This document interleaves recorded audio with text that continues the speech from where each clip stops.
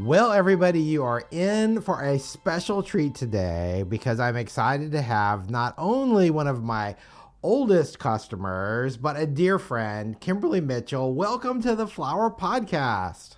Thank you, Scott. I'm absolutely so excited to be here with you. Well,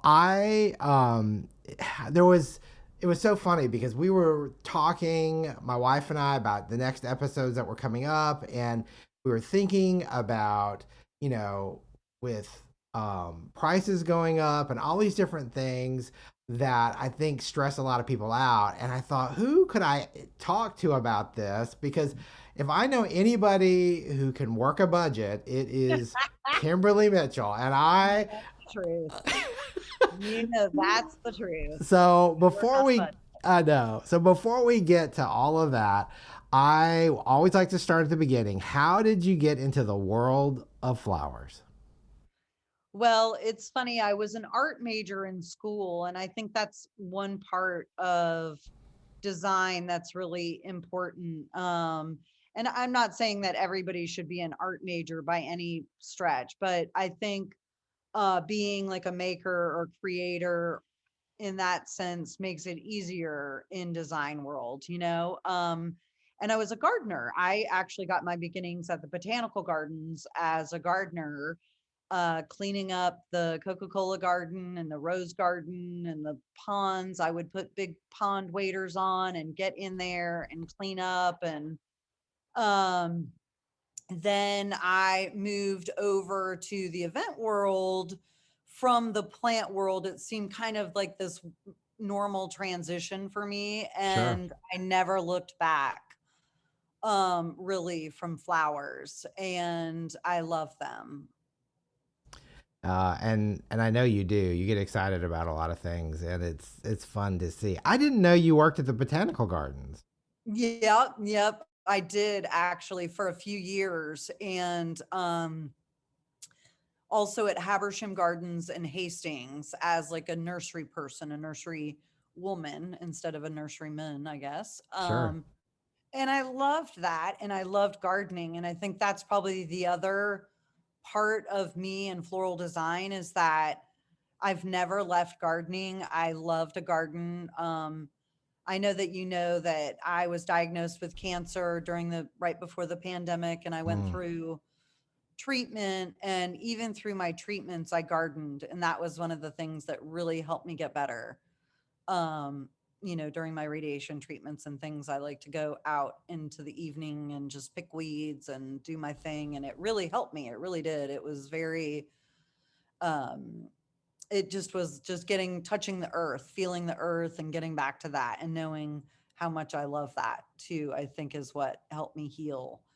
But Sure. I think that connection between art and gardening and floral design, they're all connected, in such a way that in Atlanta, there used to be the big flower show, as you know, and it was kind of a conglomeration of all of those things with art, antiques, cut flowers, and gardening. And it makes me sad that we don't have anything like that anymore. I would love to bring something like that back here. Yeah, that was an amazing opportunity for kind of like all the areas of horticulture to kind of come together and celebrate what we Exactly. did. So yeah, you're That's right. why I love going to Europe and traveling to places like the Netherlands or Belgium or Italy or anywhere like that, because they really know how it's all a one thing. It's not separate. They're all a part of one another in a way. And that's kind of how I am. I love thinking of being not necessarily a floral designer as much as like a creator or a maker. Mm, I know.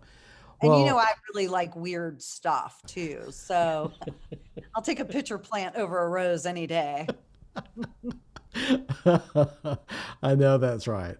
Well, I'm glad you brought up your battle with cancer because that has been a real stretch, and I know that was a scary time, but you came through it with you were just incredibly. I mean, I was just always impressed at your strength and your resilience, and also you were able to still maintain so much business. I mean, I know that things were reduced because of the pandemic, but Oh, even without a doubt. still, But I actually had received what they call the red devil, which is the type of chemo that's the moniker that the chemo is given because it's actually bright red and it's the highest concentration of chemo that you can get basically.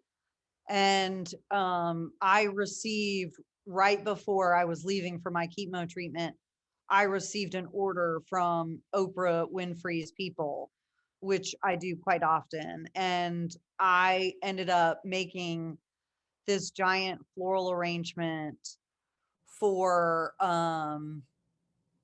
it wasn't John Lewis, it was the Reverend, it was a reverend that passed away right before John Lewis because I made something for John Lewis as well. But I'm telling you, I was literally in the throes of chemo in a chemo haze, but I made everybody bring my stuff here and I just made it and it worked and we just kept it going. yeah, And I have to say that, the people that I had around me really, really helped me as well. I did not do it on my own. My warehouse mate, Chris Maxey, was absolutely essential to, me surviving and my business surviving. My son, he was a huge, huge part. My mom, I just had my bestie. I had some really good people around me that were actually bringing me vases and flowers and right. clearing off my island. And I was making it right there. I never even had to go to the shop. I was just, Amazing. yeah. So it also kind of taught me that if you put your mind to something, you can really do it. You can overcome anything. You can overcome any obstacle that is in front of you if you believe it and if you trudge forward, and you'll get through it and you get the other side and you're like, holy moly, thank goodness, But, to persevere, I think that's the biggest thing. Yeah.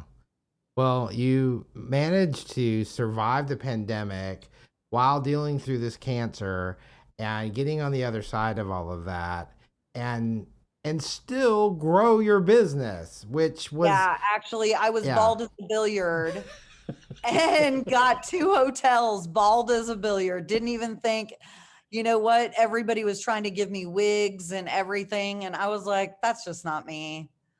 I'm just going to rock this ball head until it grows back. And now I have it, as you know, this was very, very long hair for a Yeah. long, long time. And I really like it short. And I've decided kind of to rock a little mohawk. Well, in the summertime that's got to be great. I know that, It especially is in Atlanta. actually. I don't want long hair for the summer by any stretch. Ugh, so funny. So, one of the things just to give people who don't know you some background, Mhm. let's describe your business, Botanica, and sort of what sort of it entails now Okay. and everything you do. So I am definitely, I would call myself a niche florist in the way that um, not many people know what a standing order florist is or a weekly florist. And so my team and we go into hotels on a weekly basis and change out all their floral every week. And I have three prominent hotels in the city, and I love and adore each of them individually, and they're all very, very different. And so I treat them in that way, and they have their own character and their own vibe. And I service them in the concierge.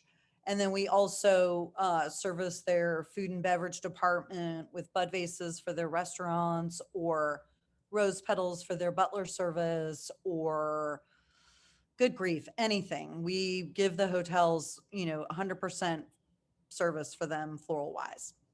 And Sure. then the other thing we do is we work in the Atlanta film industry, and I work on quite a few pilots, television shows, and then features.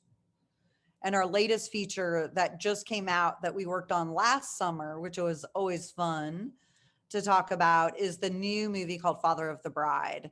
And most of that was filmed here in Atlanta, but it looks like it's filmed in Miami, which is even cooler. Yeah, people, it just blows my mind. I know we were talking about that right before we started recording, and I would have thought the majority of it was, or not the majority of it, at least maybe half of it was there, but no. So I can't wait to hear more about that. No, I would say probably like 90%. Yeah. Maybe 85, 90% was filmed in Atlanta, which was just, it was unreal. It was such a great experience. It was a really fantastic crew. I have been working in the film industry for about 15 years now. So I have some pretty great relationships with the set decorators and the set buyers that I do business with. And I really kind of consider them all my friends in the way that we're back to those makers and creators and doers, and they're hard workers, and I just always connect with them on the films, and so I end up being friends with them later, and I've just really appreciated all of the experiences. The last movie we were on, this feature, Father of the Bride, was just unreal. I mean, it was an experience of a lifetime, to working right in the same space with the actual producer and director, which I've only done really two other times. So, and really the whole movie, we were very close to them, which felt really intimate and really cool. And we were a part of it, and they made us feel very important and a part of it. And then when you see the movie, it's just unreal because the flowers just rock it out. I felt like I was like, yay. I mean, I was just so excited. And what was even more important was that I bought almost from farms, local farms, for almost all but the roses. So, Really? yeah, all the dahlias, all the zinnias, they all were supplied by farms up in North Georgia and over here outside of Atlanta, which was really exciting that I was able to, give them the work as well, and them benefit from the movie business, which is, I'm going to keep doing that as much as I can. I don't think people realize that, and maybe from the outside looking in, they don't realize how much community there is within the movie industry. And, and it's all, and it sounds so cliche, it's all who you know almost.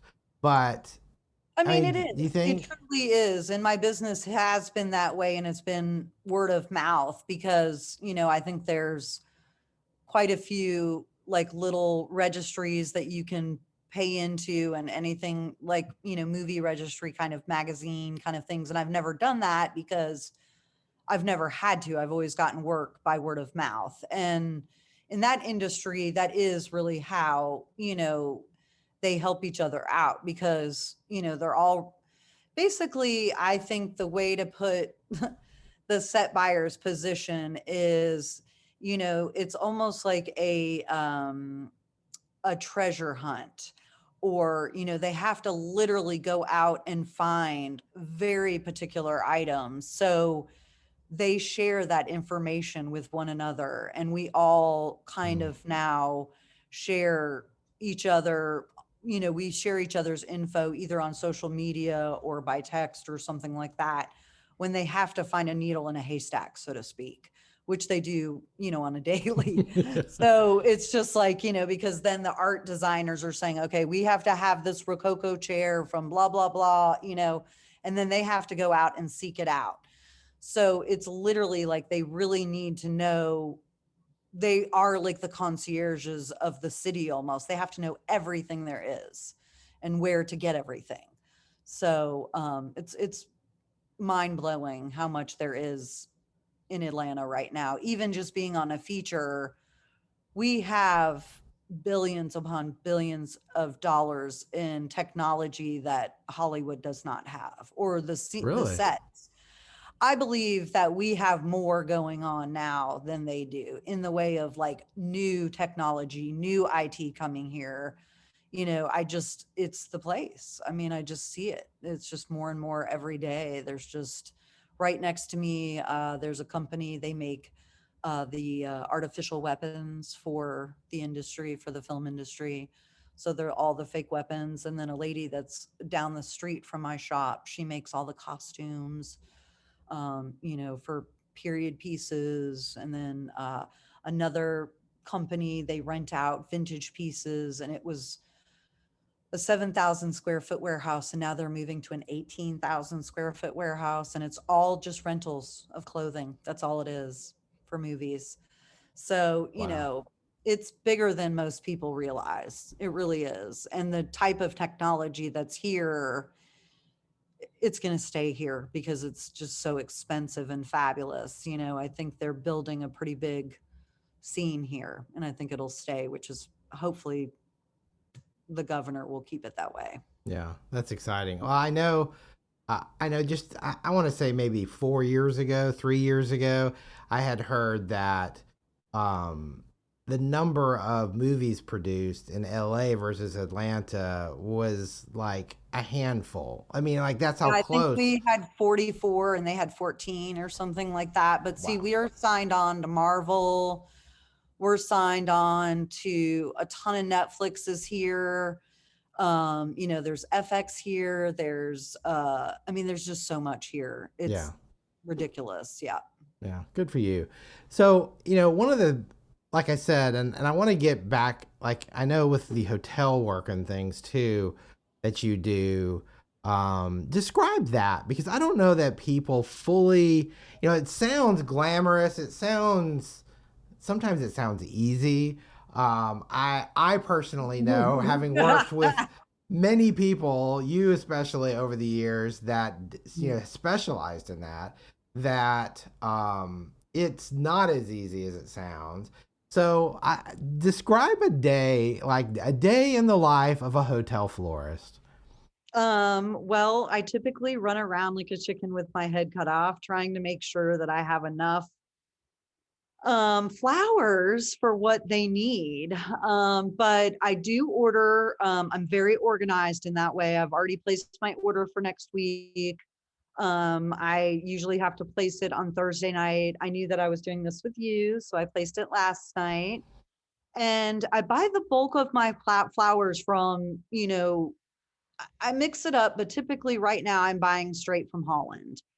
And because they have such huge resources on the Alzmere auction, in the auction, that I can get pretty much everything I need in one fell swoop. So that when I go down on Monday to the airport, then everything I get back and put in water, I can almost immediately start using. Mm. And then I fill in kind of locally with wholesalers and gardens. I really, now we're going to start into zinnia and dahlia season soon. So I'm ready.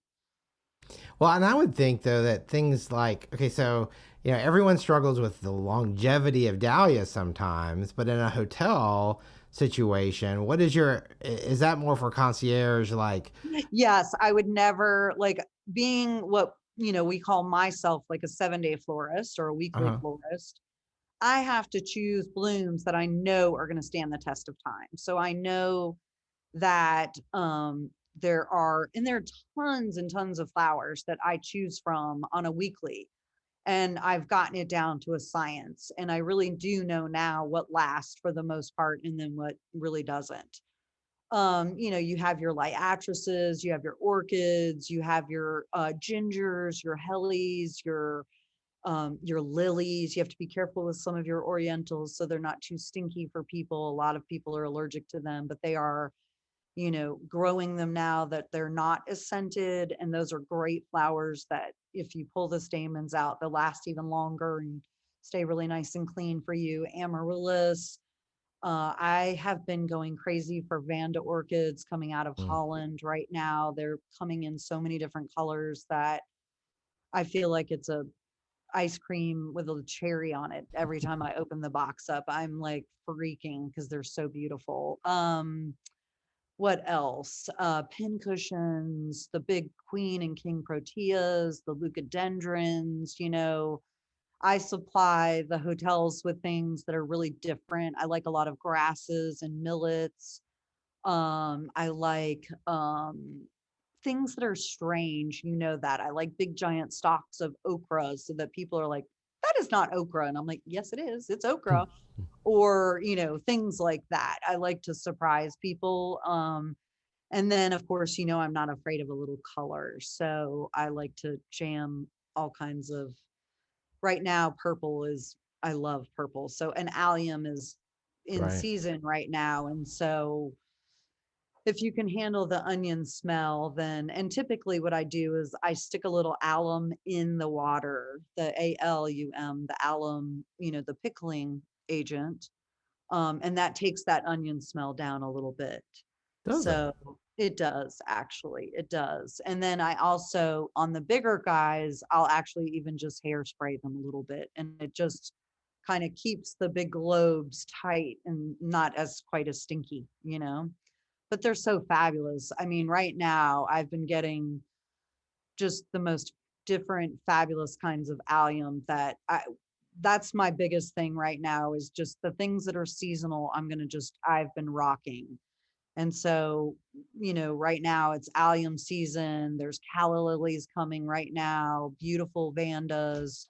So I take advantage of all those seasonal blooms. Sure. So when I think of um, the hotel business, just because of feedback that I've heard from everyone over the years, there's two things I always hear about. I hear the budgets are really small, and how do you do what you do in that budget? And I hear it takes forever to get paid. Those are the two things I always hear. Well, I would say the first one isn't necessarily true. I think it's how you approach people and teach them the value of what they're getting. And I think I'm really good at that. And I think they get a really big look for their price points. And I've had to wrangle a little bit with the billing process, because that is very difficult, to get those big corporations on board paying just a little guy like me. But once you kind of go through the rigmarole, then it's smooth sailing, basically. But it is not for the faint of heart. You have to be ready to have opinions that aren't necessarily great, or you kind of have to take your ego out of your job a little bit on a weekly, because everybody has an opinion about your work. So So you're talking about like the management and constant. everybody. And I'm very blessed, knock on wood, right now. I don't very often get something that they don't like. And then when I do, then I know immediately it's a learning lesson for me not to do that again, because I really want to please them and give them the look that they're wanting to achieve in each of the spaces, because they're very, very different hotels. And I think the way that I stay on budget is I have my weekly budget. I know exactly how much each hotel spends weekly. And then I kind of have to gamble and figure out what they're going to spend on their concierge. And I do that by kind of rounding out what they get on average on a monthly. So one of my hotels orders probably about $2,000 worth of flowers from me a week, just from the concierge, not any of my standing order. So in knowing that, that's how I make my purchases, not only my pre-purchases from Holland, but also, my purchases here in the city. So that's how I kind of take advantage of pricing, is in the seasonal flowers, is knowing exactly how much money I have, and then just taking a small gamble on my concierge work, my banquet work, and that sort of thing. But if you do it right, and especially with some of the lists that you can get, you're talking 182 pages of flowers, and Right. you can make your money work for you. And, like right now, Dutch hydrangea is, you can find it for probably landed 450, $5, which right now white hydrangeas half that. So, I mean, why not go for twice the size head in a crazy color? Sure. So that's where I'm at. Like, I've been rocking all the Dutch flowers and the seasonal stuff that's coming, because it's just so absolutely gorgeous. And the peonies have been really inexpensive. And as you know, there's a labor strike in Ecuador. So I don't use as many roses. I use more peony, and that pleases people. Well, and you have pretty much free reign of what you use, or are Yes. you, is it dictated at all in some No, like, okay, not at all. okay. So in all three properties, knock on wood, they give me complete freedom to do what I do. Now, I abide by their taste and their branding always. I try to keep to that level and that Hmm. sophistication. But no, I am completely a free agent when it comes. So it's literally like when I open up that website and I get to pick things. When I was choosing last night, I was like, okay, next week, next week, next week. Like I have to tone myself down sometimes because there's so many neat things that you can choose from. Um, yeah. So do you ever feel like, and I've always wanted to ask this question. So if, let's say you find something and it's just like totally pushing all the buttons, you're really excited about this, you've already got the design in your head, and then you see how much it is and you're calculating your price and you're like, crud, this is going to be over budget. Okay. So then do you still push that button to buy, or and the next week maybe you change it up with some stuff that maybe is a little less expensive? I mean, so that way, Exactly, Scott. okay. Exactly. That's exactly if, like, so for instance, last week, one of my properties had their international manager of international whatever. I don't even know. They just said it was a big hoo ha coming in. And I said, okay, let's do it. And so I completely blew the budget last week, knowing that this guy needed to see that. And so my GM was over the moon with me. And so then this week I, scale it back a bit, Mhm. or in the way that I do that is like I forage for my own greens. I have a ton. I live in an older neighborhood from the 70s. So all my neighbors have giant camellias and giant gardenias. And so they get gorgeous blooms for me and I get fabulous greenery from them. So we trade all the time and I am like Frida forager. I love to pick and forage things as well. Okay, so that makes a lot more sense. And I think that changes things up. The other thing that you do, and I'm sure other people might do it to some degree, but I know, because I know you, over the years, you Mhm. have invested in structures Yes. and props, if you will, to kind of Yes. help you maybe give some sets a little more oomph, if you will. Um, Exactly. So I'm not shy about using giant artificial succulents or giant artificial air plants, real air plants. I rock real air plants all the time. I have a great air plant company that I use. I love using the dried and preserved floral that's coming out of Holland as well. In Italy, there's a lot of stuff coming out of Italy that's really beautiful. Really cool, crazy colors. I love all of the painted greenery that's tinted and painted now because you can kind of, some of that you can take into a couple of weeks and reuse it in things. And I love that. They come in crazy colors, as you know, like indigos and crimson and yellow. I mean, crazy painted things. So I am kind of, I would say, kind of the prop master in that way of making. I feel like my arrangements really aren't necessarily arrangements as more of installations, so to speak, because they're pretty large, sure. you know. Hmm. Yeah.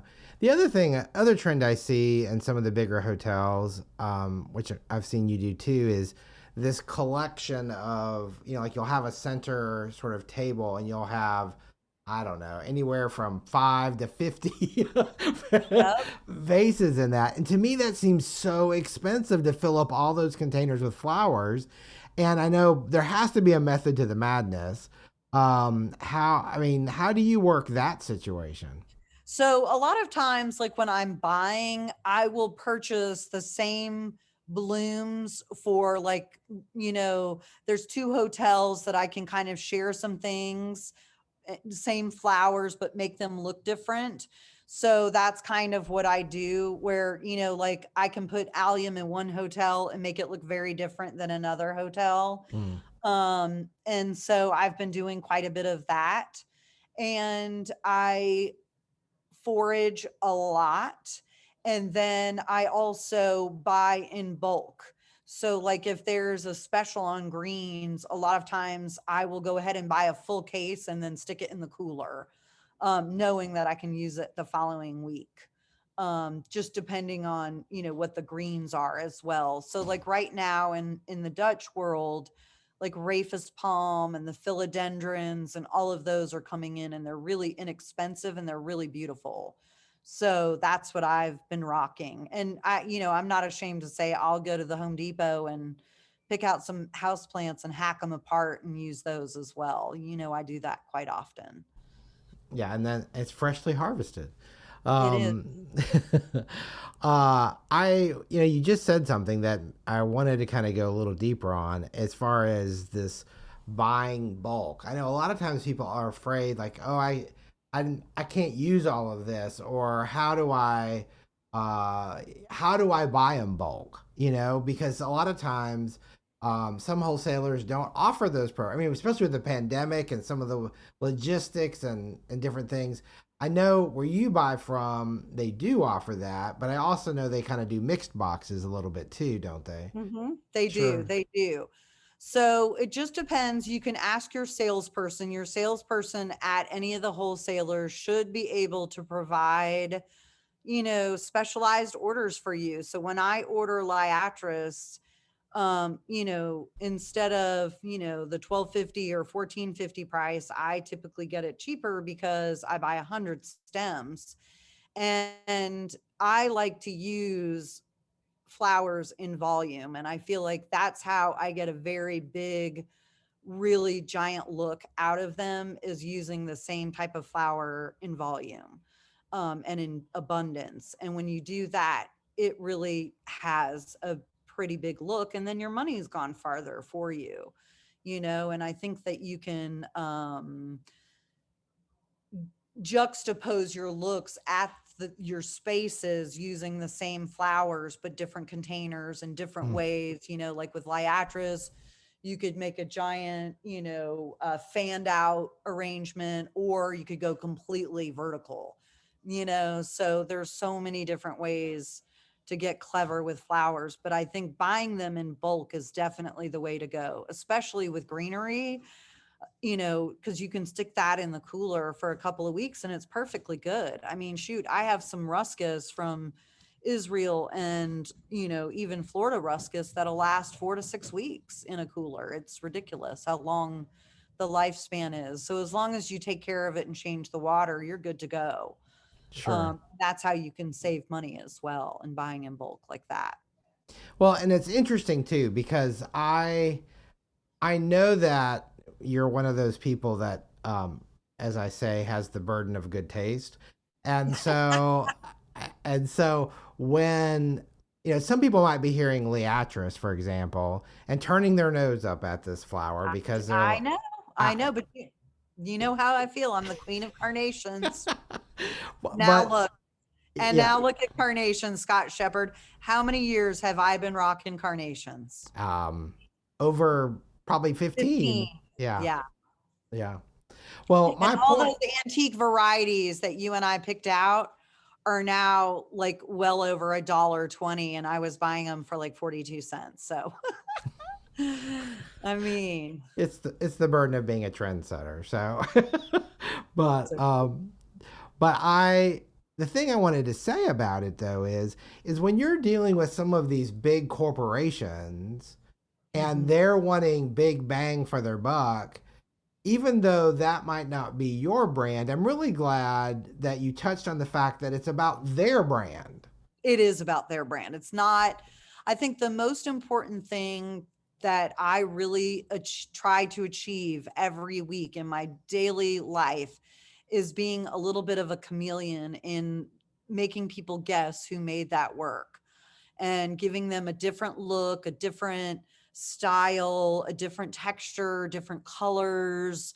Whether I go monochromatic one week and this week is like Rainbow Kitten City. I mean, I just like to switch things up and make things different all the time and keep things ever changing. And I think that's why I get hired to these big properties, is because I'm ever changing and ever evolving. And I think that's the most important thing, is to keep changing and evolving the looks, but being clever about it and using things that are seasonal. So I'm not looking at paintings or magazines and saying, okay, that's the type of flower I want to use. I'm looking at lists that I know that are seasonal product that are coming in that are cheaper because it's a seasonal product, instead of something that is available a year round. You know what I mean? Like allium, Yeah. for instance, would be a great flower to use as an example. It's a rockin' season. It's been probably the best allium season I've seen yet. And when I go to choose, there's probably, good grief, 15 varieties to choose from now, maybe even more. So that's what I would, give to the hotels and make with all week long, and the different varieties. And so that's how I kind of choose things, as I choose them, of course, by their price point, their look, and really by what their availability. I really try to use things that are available in the season, because I know that's what's going to last as well. Yeah, I got to say two things to that. I think one is, first of all, and you've already said it, but I want to say it again. By buying those flowers that are in season, you are also going to get them at their best price, and they're going to give you the biggest bang for the buck. Exactly. And it's the same with, in the winter, say, I would not rock tropicals because they're going to freeze in my truck. It's the same in the spring and the summer. I'm going to rock tropicals in the spring and the summer because I know they're going to last. I'm not going to use them in the winter. I'm going to use things that are, the bulb flowers that come in. And those are going to take me in, like the hyacinths and the long Frenchy tulips and those sorts of things, and the amaryllis. And so that's what I mean by seasonal. I buy seasonal. I don't buy by Pinterest or by, Instagram or any of that. I go by a list and I know my flowers. I know my names. I think that's a very important thing to know, is to know your flower names and to know the different varieties, to know how long they last. Because, some people say, oh, well, hydrangea poops out on me. Well, no, it doesn't. Dutch hydrangea will go a full 7 days if you take care of it properly and you process it properly. I can almost take some of the dark purple ones that I've been buying 6, 7 days. Well, I want you to know that, and there's something else I want to say, but before we get away too far from this, that you made a believer out of me when it comes to the alum powder. And we even did a little tutorial that we put on YouTube about how to use it. Oh, great. Yeah, and I was amazed because I had processed this entire box of hydrangea, and this was South American product, and there was one or two stems in it that were completely wilted, like the water had leaked out. It was just they were toast. Okay, so I had And it came used, back. and they came back, and they lasted a week even after they came back, and then after a week they started to go down again, and I'm like, what do I got to lose? I got the alum Nothing. powder. You just dab it in the powder. And it came back again and lasted for another week. And so after that second week, the same thing happened again. And I'm like, what do I have to lose? And after the third week, it lasted 3 weeks. I had to treat it, weekly. And I put some of the alum in the water and I treated the stem, dabbing it in it. But after the third week, I threw it away because I was tired of it. But I was. You might but as well start with a new one, but I'm telling you, it is magic. And with dahlias, it's an absolute now. There's no way that I would even use a dahlia without having it in the alum first. I mean, it's a totally different product. Once it drinks up the alum, it doesn't even look like the same bloom. So And tell me, okay, so I'm going to just interrupt. What do you do?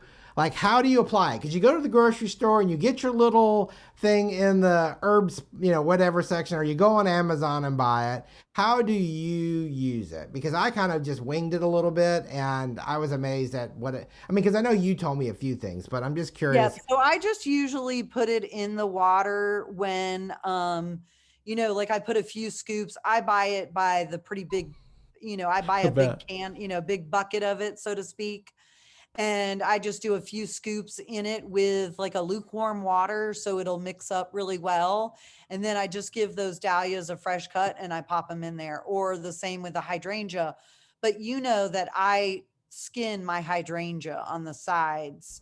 And once I get that waxy bark off, that's when that hydrangea will really take in the water and drink. And that's when it really lasts the longest, is when shave off that waxy bark on the stem. How far Uh, up do I you go? I usually go about 3 inches, 2 to 3 inches, and just let it drink. And once you do that, it is truly miraculous how quickly the flowers come back. It's like they're not coming back, and then you're like, oh my gosh, they came back. So I know I've been there, and even with the dahlias, that's actually what saved us during Father of the Bride, because we were in we were at a mansion in Buckhead that they only rented the exterior of the mansion. So no indoor mansion time was spent. So all my flowers were very hot a lot. And so the alum really saved us. And those dahlias, I would say, lasted, and I kid you not, 3 days in hot 102-degree weather in outside yard in the Buckhead in August or July, end of July. I mean, it was so hot. And the alum is what really saved us. And we ended up using it in the zinnias as well. So So I can already tell because my listeners are channeling me right now. When you say you throw a couple scoops in a bucket, are we talking tablespoons, half a yeah, like, cup? almost like a tablespoon, I would say, a couple tablespoons, Okay. To and just make maybe, sure you mix it up to like one of the regular, 5-gallon buckets. so like yeah, so probably a gallon of water, maybe a little more or Yeah, less. or if you had like an OxyClean scoop or a scoop from a laundry detergent thing, you could just use like a half, and just make sure you mix it up really well. But I mean, the only flowers I really don't use it in are the soft, callas, tulips, hyacinth, that kind of thing. I didn't know if it would burn them or not. Those are the only ones I haven't tried, but good grief. Hydrangea, dahlias, zinnias, snapdragons. I've tried everything and it all just goes and right up. I mean, they drink and then it just, you know, they, That's awesome. yep, it's really fabulous. Well, And I then know the you other made a thing believer I'm out of sold me. on is the hydration chambers that Passion Flower Sue sold me on those. Anytime I do weddings now, that's what I do, are the hydration chambers. Yeah, and that's one of those things that I don't know. When it comes to personals, I'm like that revolutionized everything, I think. All the way. And I will have to say, she would probably be somebody that I would really enjoy meeting, just because I've learned so much from her. And she was such another one of those creative makers that is just really, to me, more of an artist than a florist. I don't really see her medium as flowers, but I don't see her as a florist. I see her more as an artist. I mean, the Sure. things that she creates are so Insane. incredible. But for me, it's been a game changer for me when I do weddings. Mm. for sure. Well, I'm excited. I'm gonna. I've met her in person before, but I'm going to the AIFD symposium in a couple weeks, and well, actually, when this gets released, it'll be 1 week, and she's going to be there, so I'm gonna get to see her Well, you again. must say So hello to her I and say will. that she has a big fan in Atlanta. I will. I definitely She is will. brilliant, and I just love that she gives a lot of her information away for free, and I love that because I just think that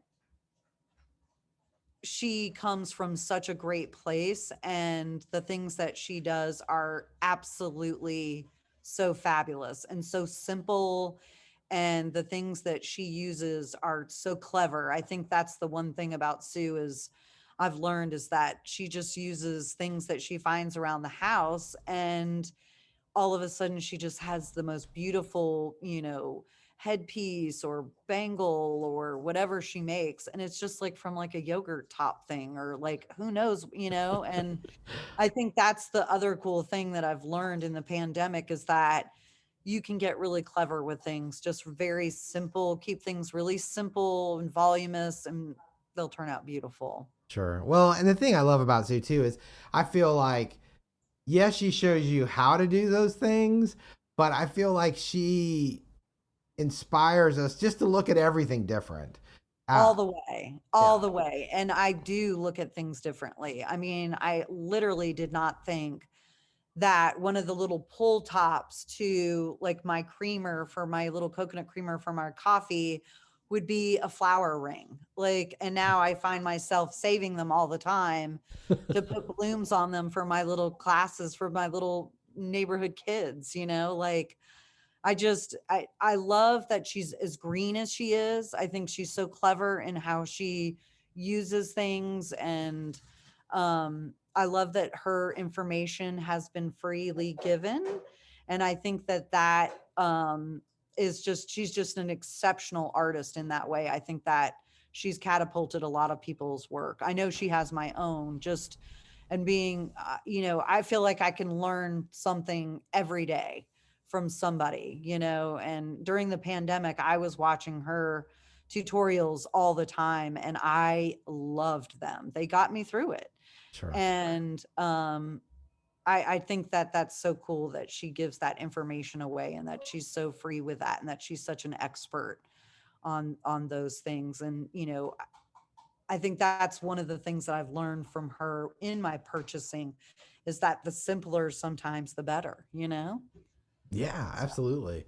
Well, I wanted to hone in on a couple things, and you've touched on some stuff, and I'm not sure if we can find a way to go deeper on some of this, but I feel like the way you approach a lot of your buying and different things, and one thing before I go here completely, I want to say, going back to our conversation a few minutes ago, is in buying seasonal, we were talking about better price, more incredible flowers.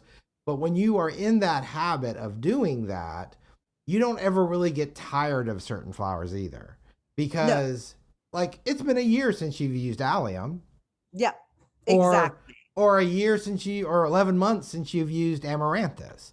Exactly. So, and so you not amaranthus, amaryllis. But and I think when you do it that way, you always have this fresh look that Totally. people dismiss because they're trying to have that allium in December when it's not as glorious if you can find it, and it's definitely more expensive, and it's kind of like it's sort of disappointing in a lot of ways. And I just think by doing it that way, I think that's so important. So I say that to say that florists, whether you're a florist, whether you do weddings and events, whether you do hotels or movies like you, whatever it might be, I feel like the approach to the way you buy is something that anyone and everyone should benefit from. I agree. And so when you sit down, do you I know you talked earlier, so I don't want to be redundant, but I know earlier you talked about sitting down and you placing your order. Do you already have in mind what you want to do, or No. are you inspired by a bloom and then you start? I'm typically inspired by the blooms because there's photos attached. And so a lot of times, I can immediately hone in on whether that look will look good in the specific hotel or whatever. Mhm. And so, like right now, there's a hotel that's quite modern and new in Buckhead that I do. And there's this new allium. I don't even know. It's like allium something. And then at the end is like crunkle or something like that. But it's the green allium and it looks like the garlic and it's super curly and windy Yeah. and really, really beautiful. Well, right now that is just in season and it is such a great price for the look. I mean, I think it's like a dollar, it's $1.10 listed. So it's probably like 30 cents, 40 cents more. So just because you pay shipping on top of that. But so you're not even at $2 a stem, and it's this giant look that is so interesting. People are like, what is that? Like, what is that snaky, windy thing that you've used, And I've only paid less than $2 for it, and everybody's talking about it. And I think that's how you can achieve these giant looks with these seasonal blooms, especially offerings from places like Holland or Hawaii or even Costa Rica with the giant bromeliads. It's what is in season there. I constantly am on my wholesalers saying, okay, so what is coming in? Is it, even in Costa Rica, things aren't there 24/7. There's Right. seasonal blooms there. There's seasonal blooms in Holland. There's seasonal blooms even here in Atlanta. I mean, the peony season, if I blink, it's gone, so you want to take advantage of everything that is seasonal that you can get your hands on. And why, try to buy something that isn't in season, because you're not going to get a great price point. You're not going to get a huge amount because it might not even be available. I mean, right now, there's so many things in the world that aren't available, things that I would have never imagined. I didn't know there would be a white hydrangea shortage a month ago, like really.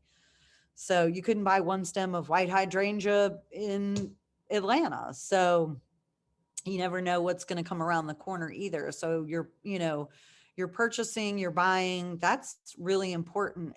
And to be probably budget minded and to make the most out of your money, pre-booking your items is vital, whether it's with someone that's out of town, like a bigger provider, or someone that's in town, like you there in Nashville for the folks you work for. So, to me, it's like anybody can place those orders with your salesperson and get you the best pricing as long as you're, 2 to 3 or 4 weeks out, which is what, like right now, I know that sunflowers are going to start kicking in, they're beautiful right now on the West Coast. So I know that I'm going to start wanting to purchase those, or I know that I can get, beautiful cymbidiums from New Zealand because it's now too hot in Holland and now New Zealand is picking up. So you just have to, globally know what's happening with flowers. I feel like I'm pretty good at that, at knowing, proteas are in season right now. And then, in Hawaii, there's, different calathea leaves and different gingers that are available and different heliconias. But truly everything I purchase is what is available, asking, what is the most available thing? What's a great price for the money in bulk items? Sure. Well, I think too, you just brought up some tropical foliage, and I feel like, and I don't know, I know selling some of these products over the years, I have suggested this. I don't ever know how many people actually listen, but I know that there are a lot of tropical foliage, a lot of, like you were mentioning, ruscus things that you could even use a week. You get it back, and you could repurpose that product for other events. I mean, I don't know if it was you or someone else one time we were talking about, for example, Hawaiian anthuriums. They last so long. They do. And often you can get a a repurpose out of something like that. And I feel like that's another way to extend budget. It's by finding that interesting foliage that might not be as expensive as a bloom, but will add a lot of drama. All the way. And then if you get to repurpose that in another, of your customers' facilities, and it's fresh to them and it lasted. I mean, obviously you wouldn't do that if it was a quality issue, but if you know your product and you take care of it, um, I think you can get that kind of shelf life out of some of these I do it things. all the time with the Vanda orchids and the anthuriums and the cymbidiums, because a lot of times I will get an order from the concierge and it's like $150 or $200.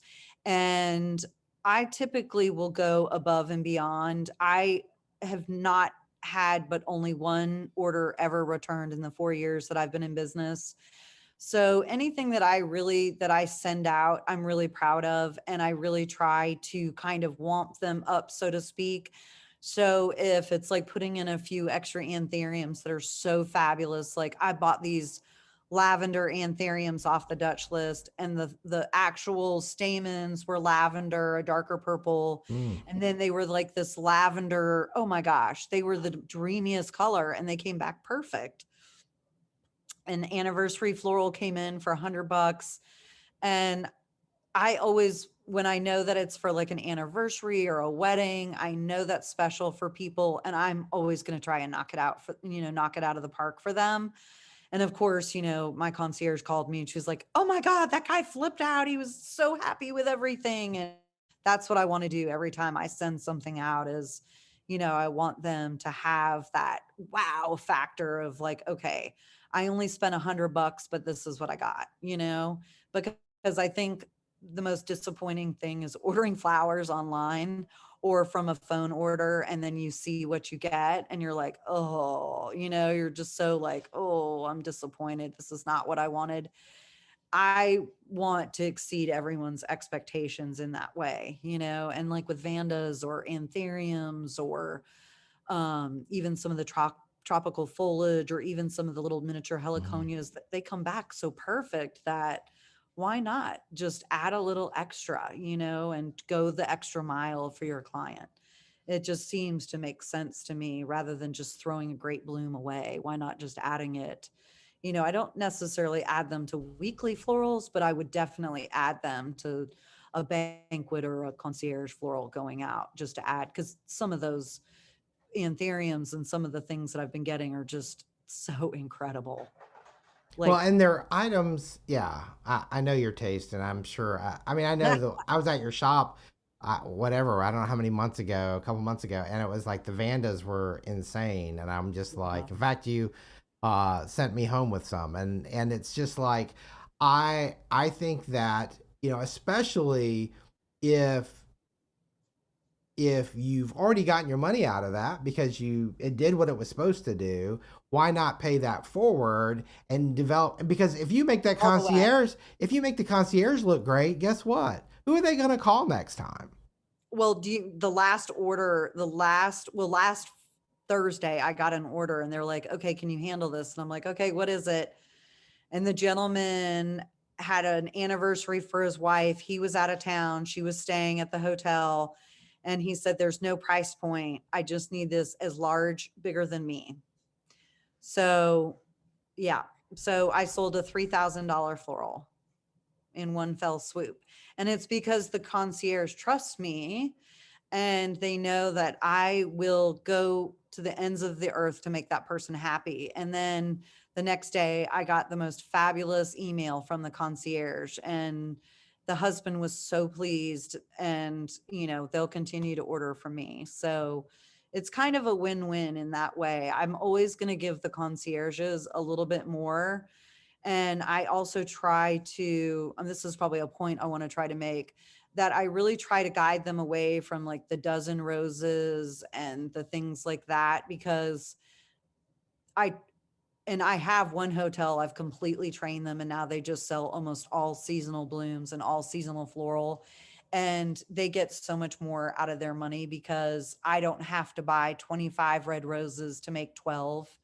I mean, they don't understand that aspect of it. So I've had to kind of train them to train their guest to like something else and to talk them into something that is just much more fabulous and much more abundant and seasonal, and it makes more sense. Now, of course, I have a lot of the old red rose, stodgy people that there'll always be those people, but for the most part, I really try to talk to my concierges and kind of train them into training their own guests into buying things that are more seasonal instead of, your typical red rose floral or something like that.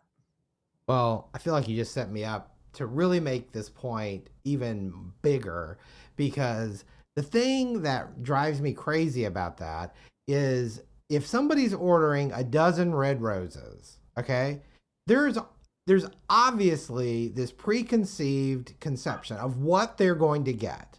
They already have in mind what they want. They already know what's coming. Their expectation, you can only go down, really. I mean, it's almost. And so when they get something seasonal, they don't completely know what they're going to get. Yeah. And when it's a home run out of the park, it is like, not only are they so ecstatic, they are so surprised. Usually it's like, oh my gosh, I've never seen these kinds of flowers before. And Exactly. it's like, it's a home run on so many levels because you just blew their minds. And I think that's better for your business. I think that's better, again, making the concierge look good, the hotel look good. It makes, it just helps reinforce all those relationships that you are cultivating every single week. And Um, it really also teaches people about flowers, and then in turn almost teaches them about food, like eat seasonal food. Don't keep going and trying to buy things that aren't in season. Buy fresh tomatoes, buy your fresh lettuces, buy it's the same exact thing. And I think that's the biggest thing with me. I try to train my concierges for the more seasonal blooms because no matter what, they're going to get the bigger look. And I've literally was buying these peony this season that are called Command Performance that were the size of my head. And then they would not shatter. They just faded into this crazy, like ambery pink color, and they would last a full like 6 or 7 days.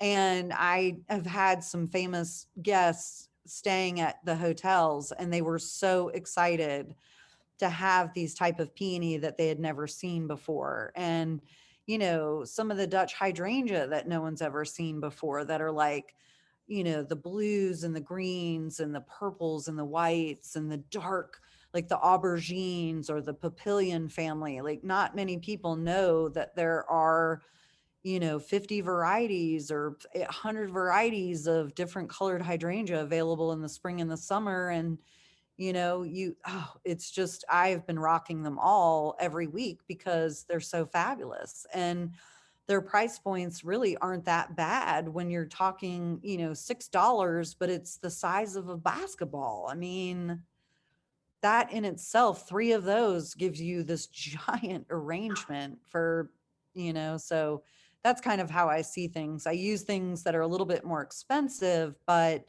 they're worth it because they're huge, they're right, big and fabulous and colorful, and they last, and they're fresh, they're straight from a farm. right.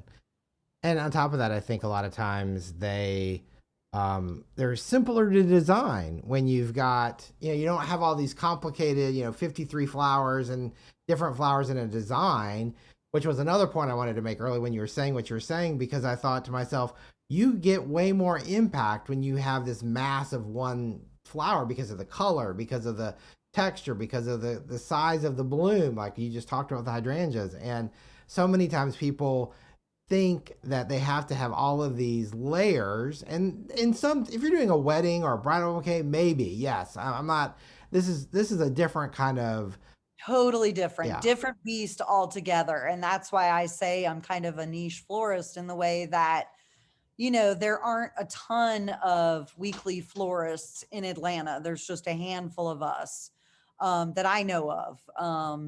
And I mean, there might be some that I don't know, but I just know that there's not a huge amount of us. And it is a very different beast because we are making flowers last for a week. And if they don't, then it's either our reputation or you have to go make them look good, of course, which is what I do. And we replace and refresh. So you get really good on what lasts and what doesn't, because that's your bottom line right there. And you just want to make sure that, you maintain that weekly floral as well. sure. So I think that's important as well when you're, dealing with weekly flowers, that you go back during the middle of the week and take care of them, make sure they look good, fill the water up, that sort of thing. Um, I one of the things I think that I know for a fact, just because of working with y'all for so long, is the idea of being invisible. yes, How this magically appears. yes. I think that's something that a lot of times when people think, oh, this is just so easy to do, or this is not that difficult, people don't understand the level of service that's required, Mm. which is part of the budget. And I'd love, how do you approach that, or what does that look like? Because it's kind of like a movie set, like we were talking earlier. It's like not everybody knows what goes on behind the scenes. So Well, we are a lot like, I call us like little flower ninjas, because we like to go in at night. That's when the hotels are, not as busy, and we don't impede on the guest traffic as much. And the elevators and the loading docks are typically available at night. And we do like to kind of sneak in, so the next morning everybody wakes up and they're like, oh, Christmas, it's fresh flowers on the entry table. So, and I was taught that by a guy named Andrew Patsky years ago. And he taught me it was a lot easier to go into these hotels at night. And he was right. And he was right all along. And I just spend a lot less money on the hourly rate that I pay people, because we're in and out. We're not waiting for the loading dock. We're not waiting for the loading dock elevators. And then we just get in and out and get out of their way. So that's kind of been my preference since the beginning. to what Um, time do you do this? well, I'll be leaving here shortly after I get off the phone with you and putting one of them in. My son is on vacation, so I'm driving the box truck. How But fun. anyway, typically like 8, we go to the shop by 7:38, pack it up, and then get to the hotels by like 9:30, 10, and we're usually out of there by midnight. But it's so much easier to do it at night. And of course, it's cooler at night, and it's so hot right now. So it's just better for the flowers and everybody. Sure. Well, I know a few minutes ago you mentioned that you had been in business for 4 years. And I don't want anybody that heard that and that sunk in to think that you've only been doing this for 4 years, because Actually, I take it back. It was six, almost six on my own now. I was like, why did I tell? I was like, oh my God, my chemo brain. No, it's almost 6 years from uh, 2017. But no, I've been doing this for 20, right, good grief, 25, 30 years, something right. like that. Yeah. You have, and that's why I thought of you, and I wanted to have you on the podcast. With all of those years of experience and everything, I have to ask my final question. You know what it is, because I know you listen to the podcast, and that is for that piece of advice for people that are, could be at anywhere. I mean, just that piece you want to leave us with. I think the biggest thing is, if flowers are your jam and you want to keep doing them, then you just need to persevere, persevere, persevere, and you will get it. And I think the more that people put effort into things, the more they get out and they don't Mm, realize. And I think that a lot of people don't realize their own power and their own strength of what they can achieve. And I really didn't know that until I got sick. And I was able to do things that I never thought I could, really sick, and make things that I, so sick. So I think, just persevere and keep at it, and it will work itself out no matter what. I think hard work, no matter what, always pays off. And as you know, this business is hard work. There is nothing. I always love when people are like, oh, I could be a florist. I'm like, you really don't want to be. They just don't understand the amount of hauling and schlepping Yeah. and hard work. But I do love them. I have to say, I love flowers very, very much. Yes, you do. Well, Kimberlee, thank you so much for being on the Flower Podcast. Thank you, Scott Shepherd. I love you guys. I love your family, and I'm so Thank you. happy that you're settled in Nashville. And tell Scotty Jr. I said hello. I miss that cutie. And I hope you're doing great.